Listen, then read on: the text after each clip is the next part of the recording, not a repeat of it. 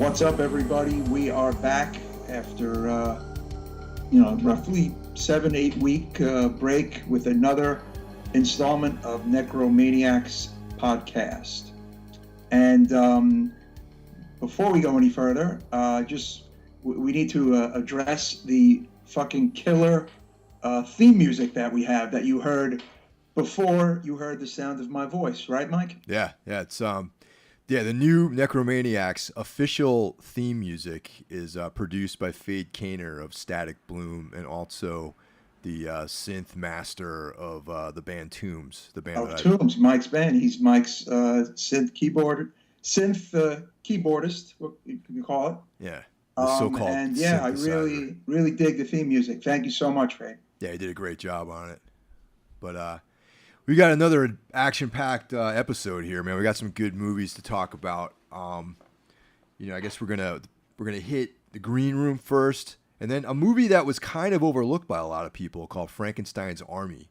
Yes, from 2013. Mm-hmm. And then we're gonna round things out with Hardware, one of our personal favorite directors, Richard Stanley's films. Stanley. Amazing movie, Hardware from 1990.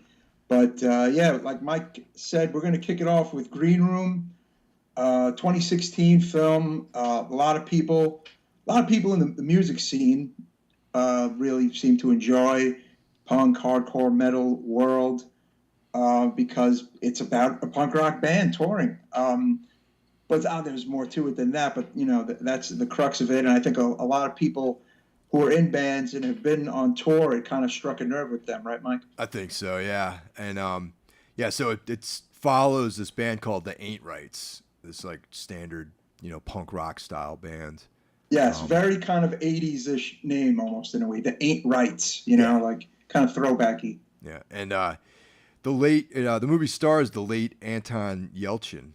Yes, what a damn shame. He was killed in his own car due to a bizarre malfunction in his vehicle. Literally, I don't know, was it like a month after the movie had come out, something like that? And right before the new Star Trek came out, which he's also one of the stars of that. And he was a really good actor, and he did a fucking hell of a job in this movie. So, definite rest in peace to Anton Yelchin.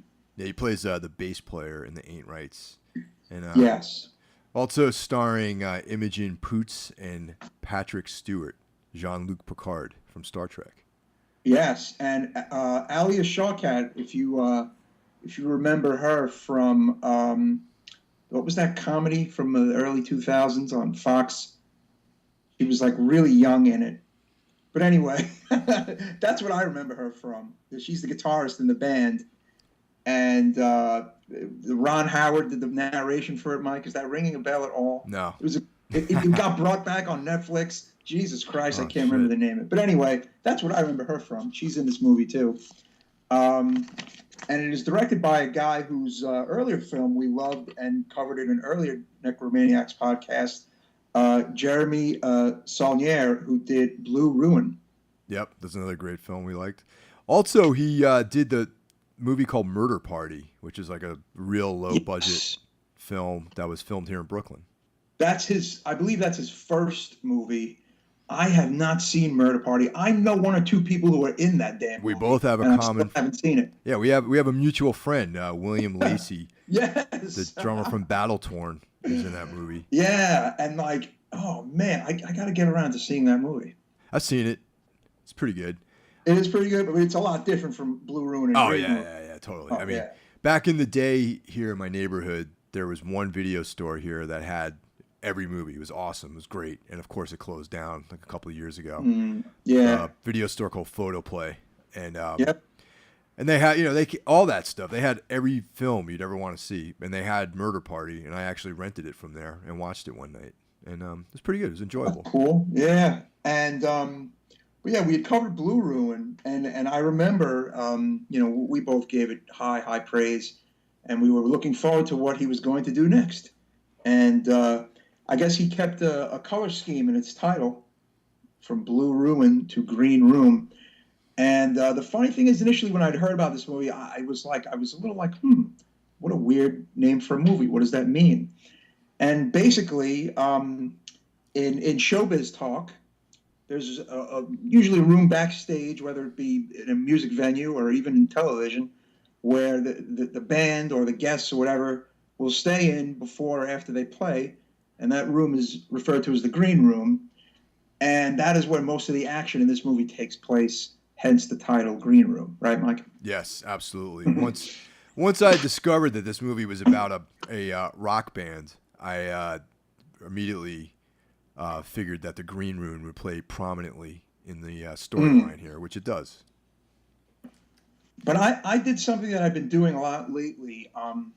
When I hear about movies I want to see that I know I'm going to see, or a movie that maybe we're going to cover, is I don't read about them. Like I try to read almost nothing and go in with like a clean slate. Like when we covered The Witch, I had unfortunately read the whole awesome Rue Morgue expose on it. But for Green Room, I actually kind of really kept it under wraps. I only knew it was about a band, and I knew that there was some hardcore punk ties and whatnot. But I didn't really know what the movie was about, so I kind of like that, you know? Yeah. It's not. I wouldn't say it's a horror movie. It's more like No. It's more like how like Deliverance. I mean, I know that's like a random comparison, but it's in the suspense thriller world, right? Yeah. Suspense thriller drama world, and the horrific elements. Some of the killings and the violence, but no, it's not a horror movie. And Blue Ruin wasn't really a horror movie either. So no. Yeah.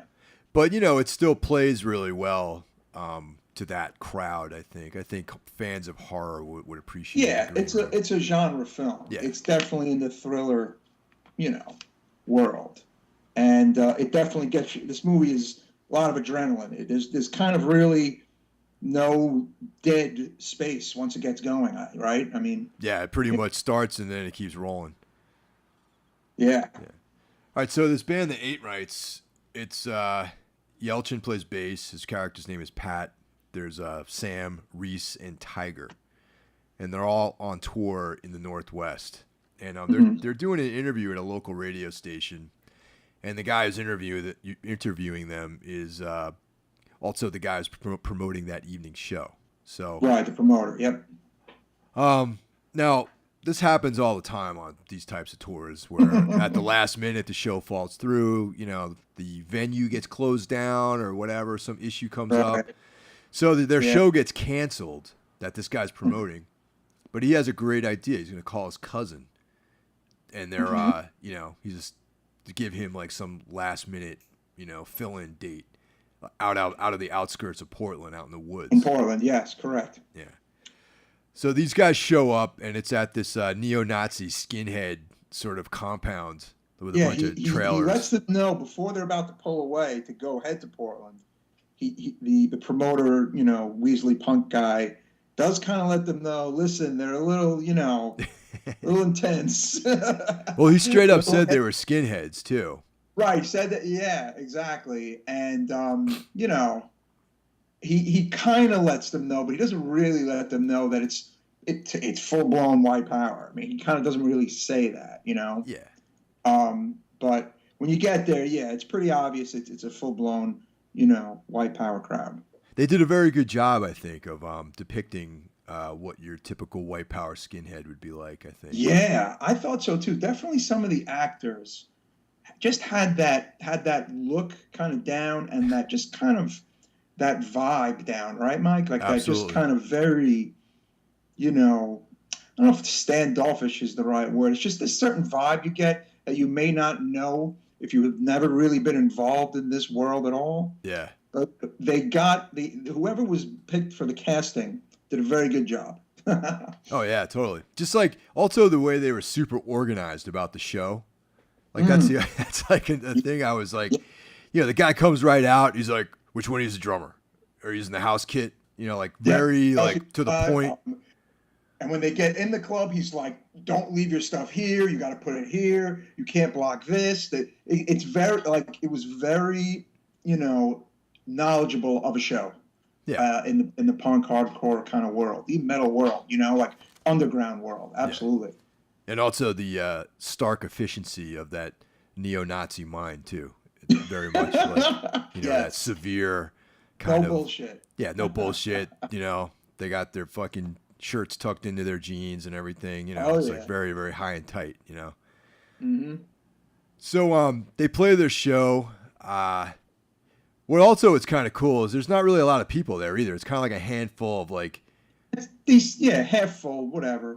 Yeah. But the one thing that needs to be said that I thought was very interesting about the set that they played. Yep. Now they're, I would say, a bunch of left-wing guys in this band. They're certainly not right-wing people in the band, like the band who are the stars of the movie, so to speak.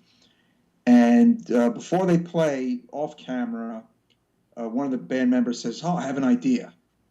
And that idea turns out to be, by about like the second or third song of the set, to do a cover of the Dead Kennedys' "Nazi Punks Fuck Off."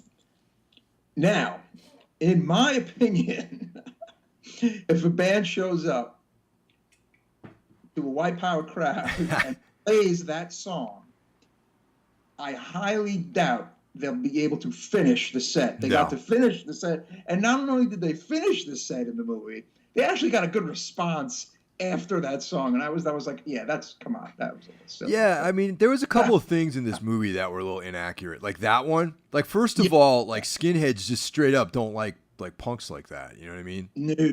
Like that left and wouldn't wing. tolerate it in their house. No, hell Not no. only was it just a club, it's like their club house. It's like a whole kind of fortress, kind of like they have like a whole kind of thing going on there.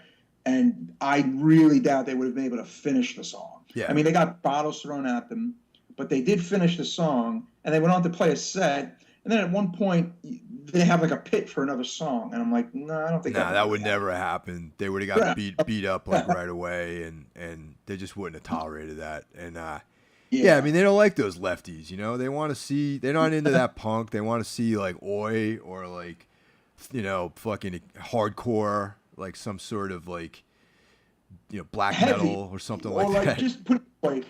If it was espousing anything political, it certainly wasn't Nazi punks fuck off. That's probably that's not what they want to hear. Yeah. Yeah, there's a couple other lapses in logic in this film too that happen later on. But so anyway, they play their set. They kind of win over a couple of these like skinhead guys. But then after the show, Yeltsin's character, who I'm going to refer to as Pat from here on out, he goes back to the green room because he has to retrieve a phone that was left behind, and he kind of walks in on this whole scene that's going on there. Yeah. Yeah, the skinhead girl is murdered, and there's a witness, that's the blonde skin chick, with the there's a dead female on the floor. There's a female girl in distress, and I believe there's two guys two big dudes in the room. Yeah. Also, that are all a part of this murder, basically. Yeah, it's some heavy scene has gone down, and this guy walks in on it, and then they have to get control of the situation right away. However, this guy, Pat calls the cops though before everything gets shut down, and they contact the head guy, this guy named Darcy, which is a great name for like the leader of a white power Darcy skinhead. Banker, yes. That's like the best name for like a white power skinhead leader. Yeah, a sketchy old guy in charge of sketchy young guys, right? And that's something that's so perfect in this film is that dynamic, because it's like, and it takes a clue from what's called American History X, where Stacy Keach was the sketchy old guy in charge of the sketchy young guys in that movie. Yes. Yeah. And it's like, the whole story, man. It's like a bunch of like, probably not too educated guys like living out in some redneck town, right. Not a whole lot to do, probably not a lot of jobs. And then like this older guy comes in with this, sort of ideology, which fits right into what they need in their lives. And next thing you know, they're all got boots and braces on and swastikas. That's how it works. Oh, totally. It's exactly how it works. And Patrick Stewart is Darcy, which is awesome. He's a great actor. But, it was like so perfectly depicted in this film, like that plight, and he did a great job. Yeah, so that gives like, like a very I give it a thumbs up on that level. Not for the politics, but for the acting. Yes, right. Understood. Okay, so the situation is sort of taken in control, and the band is and Amber, who is the witness to the murder, are sort of like corralled up in that room, in the green room. And so then like Darcy troubleshoots the situation. They pay off like another Aryan brother, fellow skinhead, to actually absorb a stab wound, and they manufacture a whole other parallel crime that to cover up the murder. So when the cops show up, they can be like, oh yeah, these guys got in this like altercation. There's not going to be any charges pressed, and then the cops leave. Meanwhile, there's a murder that just happened. So and right before that, the other people in the green room are actually also part of another band that had played that night after the Ain't Rights, and they're allowed to leave, if you remember, right? Remember, It was like big. I remember a big guy who was in one of the other bands who was like allowed to leave. Yeah, because he was kind of down with them and whatnot. But of course, nobody from the Ain't Rights is allowed to leave because they're, That guy was clearly part of that. He was down for the cause. Yes. Oh no, absolutely. I mean, you looked at him and he just looked like some sketchy, just like a dude who's probably into like GBK and like, like that more sketchy, like national socialist black metal kind of great guy. Band. Anyway, GBK is a great band. Yeah. But he's like of that type of cloth. You know what I'm saying? Right. Like with. No, I know what you're saying. Yeah. Yeah. There's also there's definitely a bit of a nod to metal, of course, in this movie too. Like there's like I feel like there's like some metalish kind of shirts going on. Yeah. Like I saw, and because all these guys always they don't just love like boy or hardcore or punk. They always got to kind of love metal too. If you ever noticed that. Yeah, I mean that's like goes back to like in the early 90s and the 80s, like the Slayer skins. Yes, that's right. There was that HBO documentary. Yeah, of all the skinheads, and like 3 of them have like Slayer shirts on. Yep, and then there's always like the sketchy skinhead guy with like a mustache, and like Slayer T-shirt with like army pants and combat boots. So totally. But now. The two guys who kind of make the fake altercation, one of them, takes the kind of stabbing for himself. The cops think that that's what they're called for, so they kind of take them both away.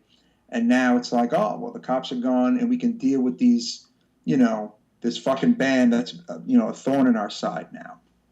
Or so they think. So I have to say right here is there was murderous intentions at this point. Yeah. And there was, everyone, I think even the band understood that there was no possible way that if these guys had their way that they would get out of this thing alive. Yeah, they had to know, like, although they're kind of, I mean, they're not like calm, but they know something is up. Like, it's not just like, well, the cops are coming and everything's going to be okay. And I mean, come on, No, there's a dead girl on the floor. They let some people go. They wouldn't let them go. I mean. Yeah. So, they try to negotiate with him. There's like another fight and inside the green room, and there's a bouncer in there who's sent there to guard them. And the real big guy. Yeah, they overpower that dude. And they take his gun, and then he gets like choked out in like a rear naked choke, like a jujitsu move. Yes, this guy that's right. puts on him, which I thought was cool.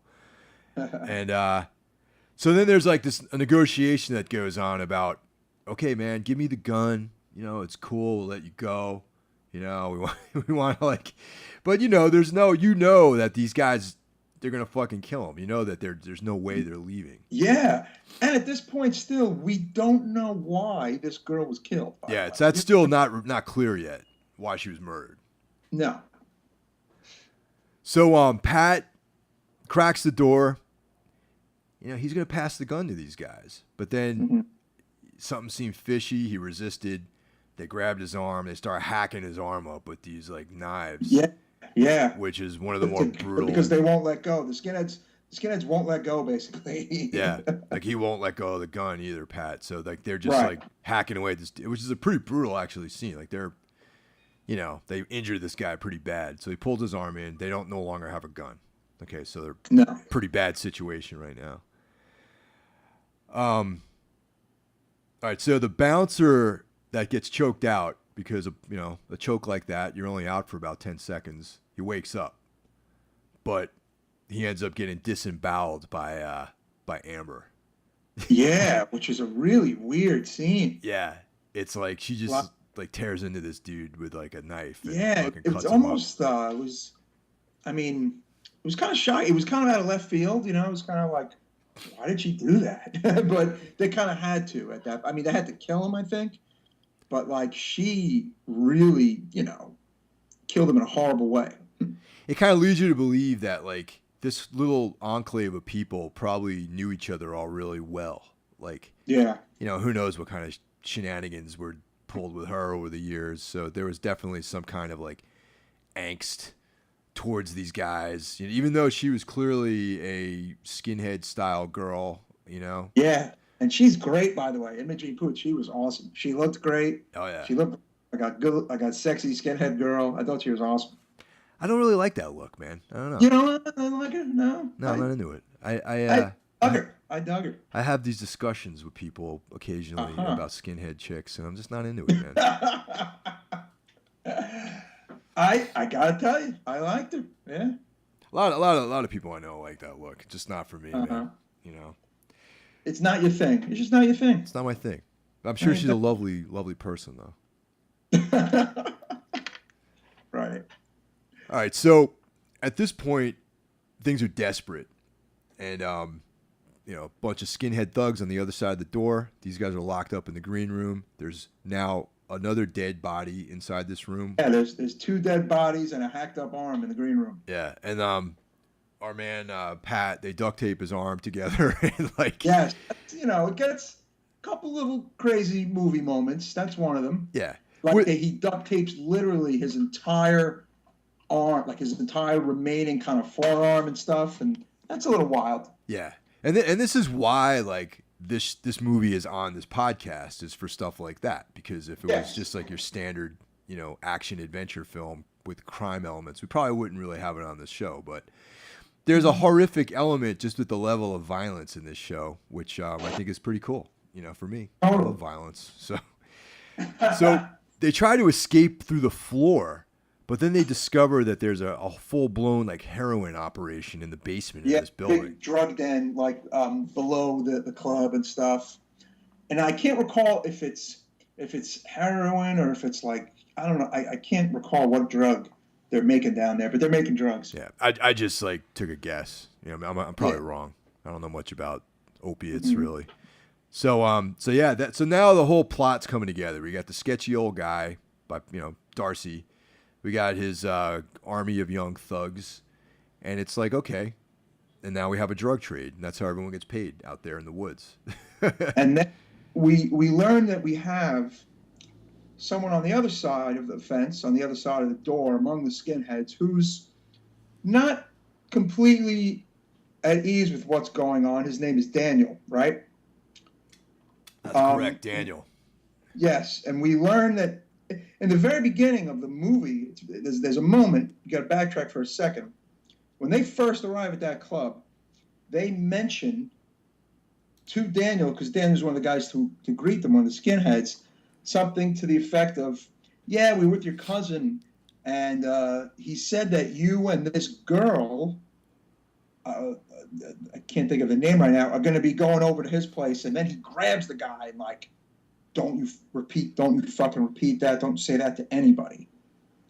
Which is something you kind of forget, but it kind of makes a little sense as the movie moves along and as we see Daniel's kind of reactions and motives to things, because we're about to learn who that girl in the green room is. The girl's name is Emily, by the way. Emily, yes. Yeah. So now this whole backdrop of a storyline is starting to come together. You know, this guy's might be looking for a way out. There might be some schism amongst the ranks with these guys. Yeah. We're starting to sort of piece together what the murder was possibly all about. So yeah, the story's starting to come together. So at this point, they're figuring that they're going to have to cowboy it if they're going to want to get out of this thing alive. You know, they're running out of options, you know. So they kind of gather up this like makeshift collection of weapons and whatnot, and improv stuff together so they can, you know, have some sort of fighting chance against these guys, and they decide to like just go for it, you know, out the front door. Yeah, yeah. And but the skinheads have this pit bull, and yeah, they actually are not behind the door. They actually leave the club. Yeah. And they have their kind of whole concoction story going on, where that they take one of their starving pit bulls. Yeah. And unleash them inside the club once they know that the punks have had enough sitting in the fucking green room. Yeah. So they unleash this pit bull, and the pit bull stalks down a bunch of them, and it gets one. Yeah, it gets one of them right away. Actually, yeah. I can't. Might even be the singer, Tiger. Can't remember which band member it gets, or the drummer, Reese. One of the male band members dies right off the bat. Actually. Yeah, he gets taken out by the pit bull. Correct. But now this is the other illogical part of the film, was how they actually get rid of the pit bull. Okay. Now this is like hours. It's dark now. It's nighttime, and the show is like a matinee. So, you know, hours have passed and the show is over with. Yet for some reason the PA system is still on. I don't know. Did that ring any bell with you? Yeah, I actually, it's funny you bring that up. I was thinking to myself, like why or how that even happened. But yeah, you're right. It was the thing where they were able to use the sound to scare off the dog. Yeah, they basically took a microphone that was on stage and like fed it back through the monitors, and that high pitched feedback sound is what drove the pit bull away, which is a great idea. But yeah. The timetable that they're working with that made no sense to me at all, because, you know, when the show's over with, they're like, you know, you're cranking some music over the PA, but then when everyone leaves, they shut it down. They turn it off. Right. Yeah. You know? And, not this place. Right. Yeah. They left it on.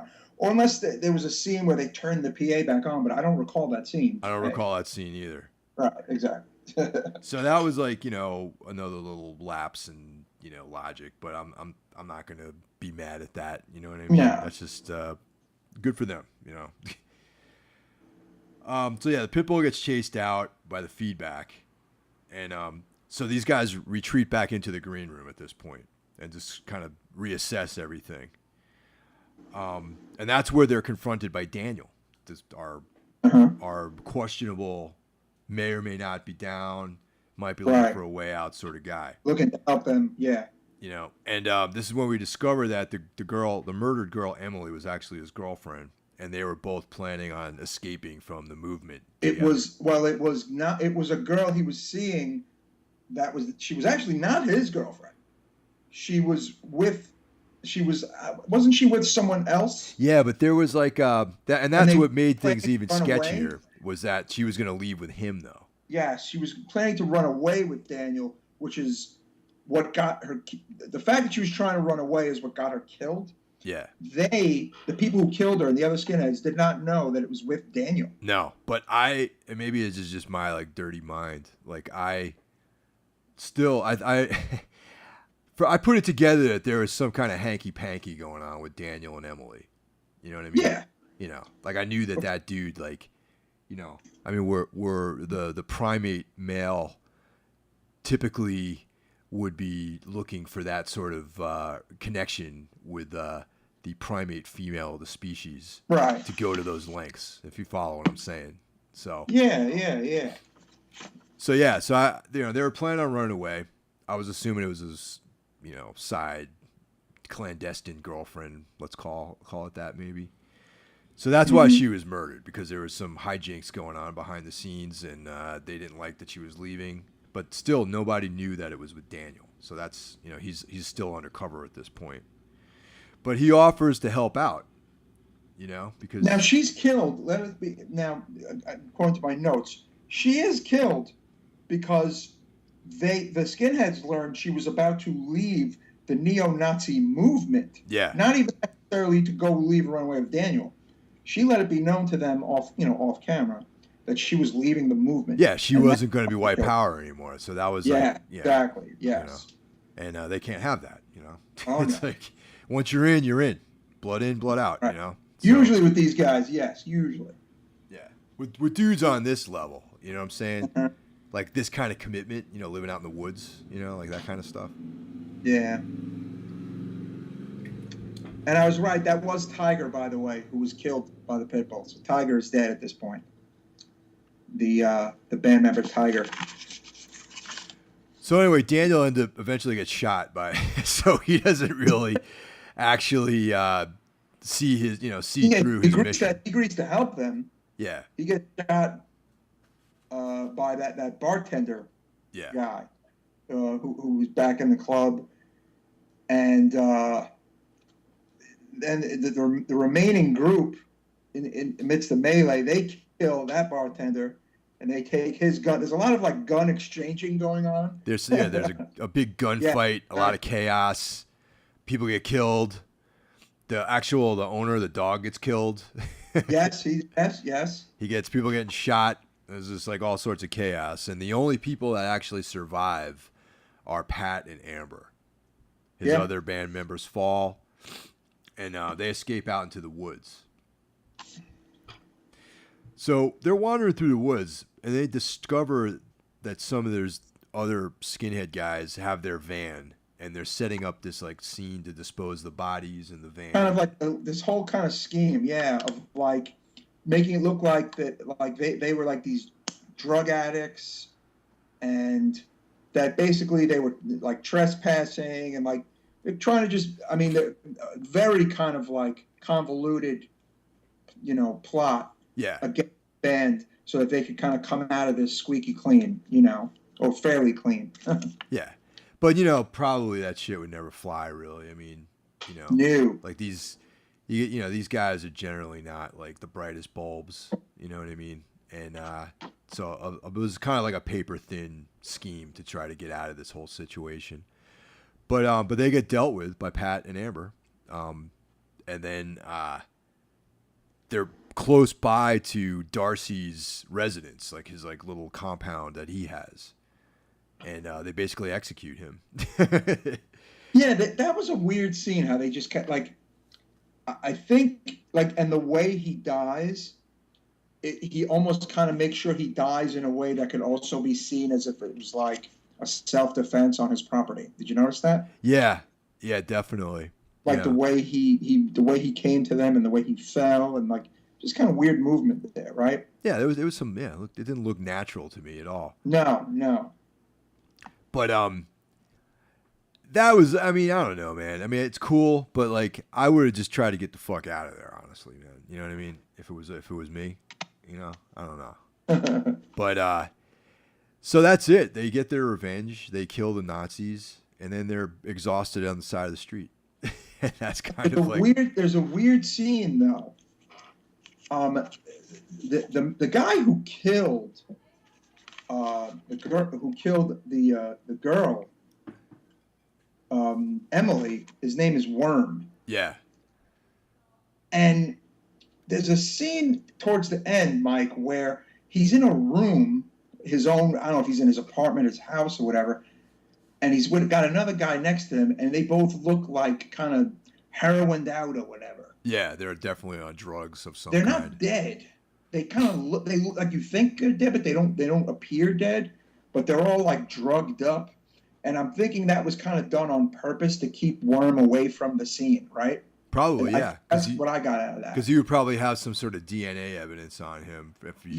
And they knew he was like a loose crate. He was the fucking wild one. He's the one who did the fucking murder. I mean, they wanted him out of the scene, and they didn't want him coming back. So they had him at home all drugged up. It was weird how they showed that. I thought that was very interesting. Well, you know, and that's kind of like the strengths of the film was to attempt to explain everything. You know, but they don't always do a great job in some of the logic, like I was saying. But they do try to give explanations for every, you know, angle in the movie, which I thought was cool. So, I mean, a lot of people I knew came away with some questions about how did they know this and how did this one know that, and like it is a little. I mean, some of it was a little like unexplained, you know. Like to me, that I had to do a little research on that ending that I just brought up about Worm. Yeah. I was like, was he dead? And I'm like, well, he wasn't dead. He was all drugged up, because they didn't want him coming back and blah, blah, blah. Like, you know what I'm saying? Like things like that you see on message boards, and you know what I'm saying, that there's a very healthy IMDb message board for this movie. It's like 1 million pages long. But the interesting thing about this movie, I did the research. The budget was a roughly estimated $5 million, but the movie actually didn't even make its money back as of the middle of July. Really? It has made about $3,200,000, Huh. which is weird considering every fucking person I know was talking about this movie at one point. So what does that mean? Does that mean people just kind of saw it through fucking illegal downloads? Think about that. Like, everybody was talking about this movie at some point in the summer. That on my, Facebook feed, I have like whatever 3,000 fucking idiot friends on Facebook. But everybody, a lot of them were talking about this movie, and a lot of people in the music scene were talking about this movie. And interesting. To see that it didn't even make its budget, I thought that was odd. Well, you know what? The one thing I can say is that I think that the movie had like this like spike of activity, and then now no one's talking about it though, really. Yeah, that could be it too. Yeah. I mean, and let's be honest, it wasn't, it was an independent film, and it's a limited scope. Like, think about it. In some ways, Blue Ruin had a bigger scope. This is a very focused movie, Mike. This is a music scene movie. Yeah. You know what I mean? Well, that had to be a thriller, but to a lot of people, it was like a music scene movie. That was the other point I was going to bring up, is that like Blue Ruin, like more like your regular person, your regular film goer can relate to that. Right. And this is like definitely a niche kind of thing, you know? Yeah. And in one way, it helped the movie because, I mean, shit, I felt like I saw banner ads for this movie on music site. Like, you know what I'm saying? Like, I saw a very targeted promotional focus for this fucking movie in the music scene. So that was, a plus. But maybe the negative was that it didn't appeal to anybody else. Yeah. Yeah, I could see that. Definitely. It probably had. And then after Anton Yelchin died, in a way that actually didn't really help this movie, because the Star Trek thing was like right on the heels of it. And people not in the know will always associate that as his last movie. True. Where in actuality, his last filmed movie is this movie, from what I understand. Yeah, but I mean, Star Trek definitely like outshined this film. Its profile. Yeah. And that's probably another thing why this film, maybe. But I mean, in terms of whatever the next year's worth of sales or licensing or whatever it does, I mean, I'm sure it'll hit that 5 million mark or whatever. But again, this is, I don't know if this is the exact number of what it made. This is the Wikipedia IMDb budget. You never know if that's the real budget. But I was surprised to see that. I actually thought that I was going to see something that was almost like double the budget, but I didn't see that. So that was kind of weird. Yeah. Considering the word of mouth, I like the movie a lot. I mean, it had its flaws, I really enjoyed it, though. I mean, I think before the year is out, like, if I have a top 10 of the year, this is in my top 10. I mean, I liked it. Oh, yeah, totally, man. This is definitely for the year, I would say. This is a solid 4.5 out of 5 for me, definitely. Yeah, that's kind of what I was going to say. 4 to 4.5 for me. Yeah. I mean, it appeals to people like you and I because of who we are. You know what I'm saying? But I feel like maybe at the end of the day, it was a smaller scope of who it was going to reach, right? Yeah, because it's definitely not like like Star Trek. Like Star Trek is a fucking massive appeal for like a huge crowd. Like this is like definitely not on that level. Do you think Blue Ruin was a better movie? I would have to really think about that one because. Me too. Yeah, because I mean I enjoyed that one too. I think they're about the same. I would say they're both very different. Yeah, I would say this one. I mean, there was a bigger budget. I mean I mean, Blue Ruin is a very indie. It's super indie to me. Yeah. This definitely gets a little bit higher on the ladder, while it is also an independent movie. I felt like this one probably cost a little more, and more went into it. There's way more characters in this movie than Blue Ruin. more, more going on. Blue Ruin is a little more of a quieter, subdued movie, but I really enjoyed that movie. So yeah, I really like the way that it captured the sketchiness of that whole situation out there too. yes, it was very good, and it was fun to see. There was a premiere in New York, and the director Jeremy was wearing a Sheer Terror shirt at the premiere, and I thought that was really cool.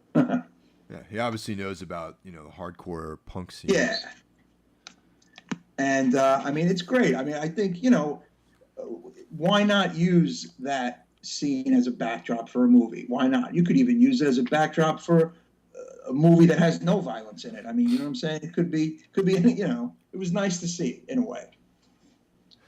I like, I think they should utilize Nazis more and Nazi skinheads more in movies, as villains and stuff. I think I feel like movies that have had that in it have always been really interesting movies, like American History X. Yep. And The Believer. Oh yeah, The Believer's great. Even other movies that aren't necessarily skinhead. I remember that movie Betrayed. I don't know if I saw that one. It's a drama about a woman who works undercover. It's from like the mid-late 80s, who kind of falls in love with this white supremacist. It's a really good movie. It's called Betrayed. Huh. You should check it out. And then everything, of course, goes to shit, obviously, because whenever you're undercover in a movie, your cover always gets blown at some point, and that's part of the movie. But yeah, check that out, Betrayed. I think it's from like 87 or 88. Maybe Deborah Winger, I think, is the star. I can't think right now. Deborah Winger. But it's a cool movie, very cool movie. Yeah, I mean, a lot of times those are very interesting stories to tell, Yeah, totally. And what else? Romper Stomper. I mean, all those kind, and then I believe there was a German film about like a female skinhead. I never actually got to see it. It was, I think, a German language movie about almost like an American History X Romper Stomper, but with like girls. Huh. I'd have to kind of dig to see what that movie was called. It was definitely more than a decade ago.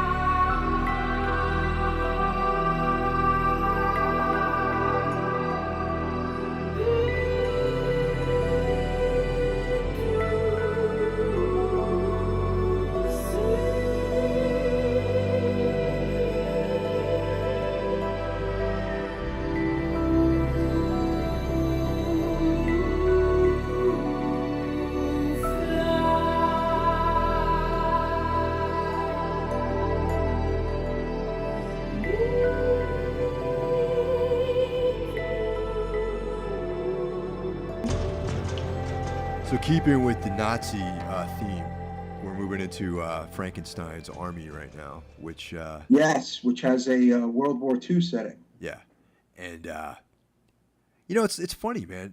I don't really know too many people who even have seen this movie besides me and you. You know what? I remember hearing the title, and I remember maybe seeing the trailer or seeing the DVD cover. It came out in 2013 through a solid, horror company called Dark Sky, which I'm sure some of our listeners have a bunch of Dark Sky stuff in their collections. I mean, they put out the beautiful, double disc Texas Chainsaw Massacre anniversary the other year, among the other things they put out. But yeah, they put this out in 2013, in July. It says July 26, 2013. It was filmed in Czech Republic and the Netherlands. And the director is a Richard Raphorst, who has very little directorial credits on his IMDb page, aside from this film. But apparently there was a short that led up to this movie that kind of was like an indication of what was to come, from what I understand. But maybe the name, Frankenstein's Army. It is, to some people, that might be kind of like a hokey name, no? Yeah, definitely. And that's why, like, originally when I first read about this, I didn't really pay attention to it. Now, before we go on, that short that you're talking about, there was like about 10 or 12 years ago, there was a trailer circulating around called Worst Case Scenario. Okay, and it was like a German. I think that's that. Yeah, that's it. Yeah.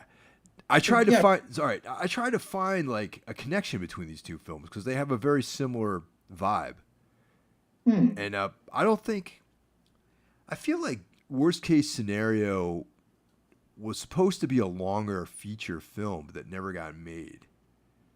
And I mean, I tried to do a little research on it, but I couldn't find like a direct connection between these two movies. So if anyone out there can confirm or deny that statement I just made, please let us know via whatever channel you want, either Facebook or you know. Well, apparently the director was always enamored by the Frankenstein story and the mythology, and and World War II, and he wanted to kind of combine those two together. And boy, did he ever! It's a great story, man. I mean, maybe the title. You know, if they had a different title, it might have attracted more people or something like that. But it's a pretty accurate title, really. You know? I mean, it's almost all practical effects. There's no CGI in the movie. And it is just, I mean, before we get really into it, you'll be very impressed with what goes on visually in this movie, knowing that it was all practical, on set, fucking, shit going on. That's all yeah. Damn. And it's like nightmarish too. It's like, yeah, almost like The Thing. Yes. Like what The Thing probably did to people. This kind of had that vibe at a few points, I thought. I totally agree with you. It's like, yeah, just like how did they do that kind of vibe? Like they they take like, it's like partially man and then like a machine into like these like kind of vicious killing machine things like that, like kind of bleed, but they don't bleed, and it's just really weird, man. It's just weird shit going on. Yeah, it's definitely coming from like a warped mind, that's for sure. Absolutely, but it's I mean the crux of it is during World War II, and it's the Russian soldiers. They're on a reconnaissance mission after they receive a distress call that leads them kind of further, into Germany. And there's about 5 or 6, Soviet soldiers. The movie is in English, by the way. Everyone's speaking English. Yep. With different kind of accents going on. I mean, some do the Russian accent maybe a little better, whereas some guys might sound like they're a little on the, like just European accent, like you don't know what it is. Yeah. And then some guys might even have a little bit of a Englishy accent. It's like, I thought the one thing I was a little tripped up by that a few times. But I mean, obviously, the majority of the soldiers on screen are Russian soldiers, fighting the Germans in Germany. Yeah, it's like there's like kind of like a few main characters here. There's like Dmitri, which in the beginning of the film, he identifies himself as like a sort of documentarian of this mission that they're on. He's holding the camera. And one thing we have to say is it's a handheld found footagey film. But it's kind of done in a way, it's a little different. It's like you kind of don't know it right. You don't really get the vibe. You don't get that like Blair Witch vibe the minute it starts, you know what I'm saying? Like, or Cloverfield vibe. It's a little different. It's a little, since it's set during World War II and it's not dealing with like modern, setting. It's a little different. It's like, picture what that might have been like if you were watching, back in the 1943 or 44. You know what I'm saying? It's a little different. Yeah. So we got that guy. We have Sergey, who's like a, Polish. He's like actually Polish, but fighting in the Russian army. Mm-hmm. There's this guy Vasily, who's like the loose cannon guy, the guy who's like, ready to blow everybody up. Wants to kill everybody. Right. And then there's Sasha, who's this sort of like, and I'm mentioning him because he comes back at the end in a different way as a different type of character. He's like an very unlikely character that you would see prevail. But yeah, so he's this kind of like young kid, always gets the shit work, like if they're advancing, they leave him behind to like, guard the camp and stuff like that. So he's just sort of like, they protect him a little bit because he's kind of like a sort of weaker like character. So after they receive this distress signal that there's another Russian soldier group somewhere deeper in Germany, they in a camp, right? Like a camp or whatever. Yeah, they start to like move in deeper into the countryside, and they come across. But before they come across this encampment, they start seeing these like horrific things, like these weird pieces. Yeah, weird skeletons. That was really cool. Like I was like, whoa! I was like, what the hell is that? It was almost like a horse-headed skeleton with like a male body. Weird shit going on. And then this convent of incinerated nuns. Which... Yeah. A lot of interesting, crazy, nightmarish visuals in this movie. Yeah.